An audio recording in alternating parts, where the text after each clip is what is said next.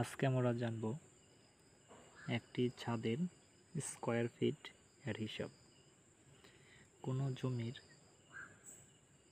কত square feet আছে, square feet বের করার সঠিক নিয়ম আজকে আমরা জানব।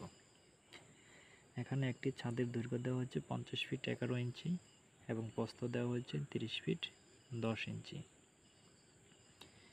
ছাদটি স্কয়ার, সেম এই বাসটিতেও দৈর্ঘ্য 50 ফিট 11 ইঞ্চি এবং প্রস্থ 30 ফিট 10 ইঞ্চি। তাহলে এখানে মোট কত স্কয়ার ফিট হবে এই হিসাব আমরা করব।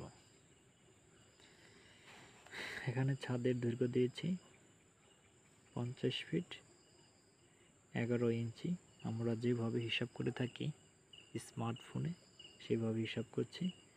50.11 প্রস্থ 30.10, সুতরাং ক্ষেত্রফল 50.11 গুণন 30.10, সুতরাং 1508 স্কয়ার ফিট। আসলে আমরা এইভাবে যে হিসাব করি এটা একটি ভুল হিসাব।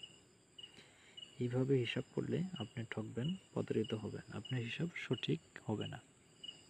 তার জন্য আপনাকে অবশ্যই এখানে কিছু ইঞ্চির মাপ রয়েছে, সেই ইঞ্চিগুলোকে কখনো বাদ দেওয়া যাবে না, আবারই অতিরিক্ত পূর্ণ সংখ্যাও ধরা যাবে না।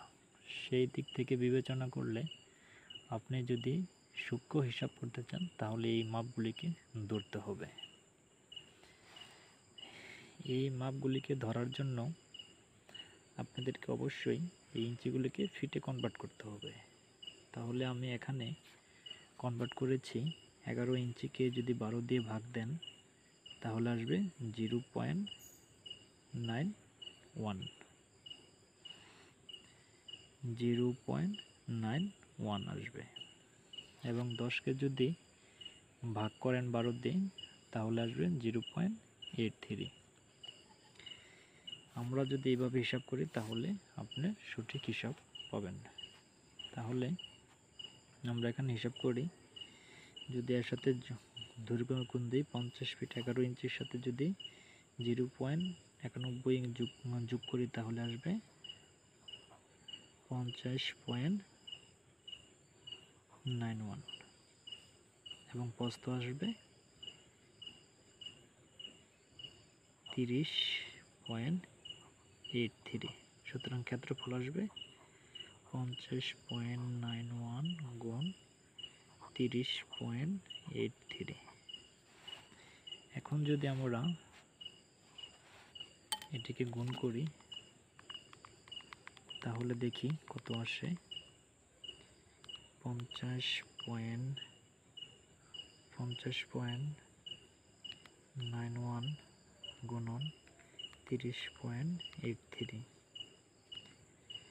1569.55, তাহলে 1569.55 স্কয়ার ফিট। তাহলে এখানে তফাৎ কত ফিট আপনারা নিজেরাই ভাবুন, আপনারা কিভাবে ভুল করে আসছেন।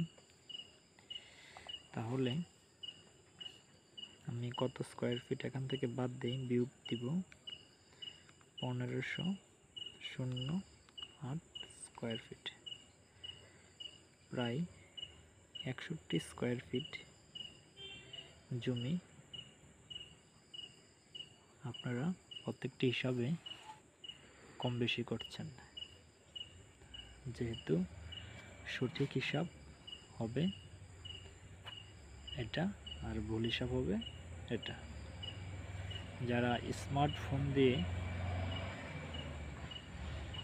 ক্যালকুলেশন করছেন তারা সবসময় 50, 60, 70 স্কয়ার ফিট কম থাকবে আপনাদের হিসাব।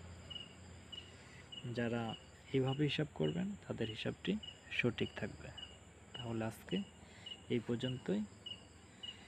তাহলে এখানে আমি যে মানটি পেয়েছি 1569 স্কয়ার ফিট, 1569.55 স্কয়ার ফিট। এই সংখ্যা দিয়ে যদি আপনি ক্যালকুলেশন করেন অবশ্যই এই সংখ্যাটি আসবে। আমার এই হিসাবটি যদি ভালো লাগে অবশ্যই লাইক শেয়ার করবেন, যাতে আপনারা প্রতারিত না হন কোনো ছাদ কিংবা জমি মাপতে গিয়ে যে ভুলগুলি করে থাকেন। এছাড়া আপনাদের যদি কোনো প্রশ্ন থাকে অবশ্যই কমেন্ট করবেন, আমরা আপনার কমেন্টের উত্তর দেওয়ার জন্য চেষ্টা করব। আজকে এই পর্যন্তই, ধন্যবাদ ভিডিওটি দেখার জন্য।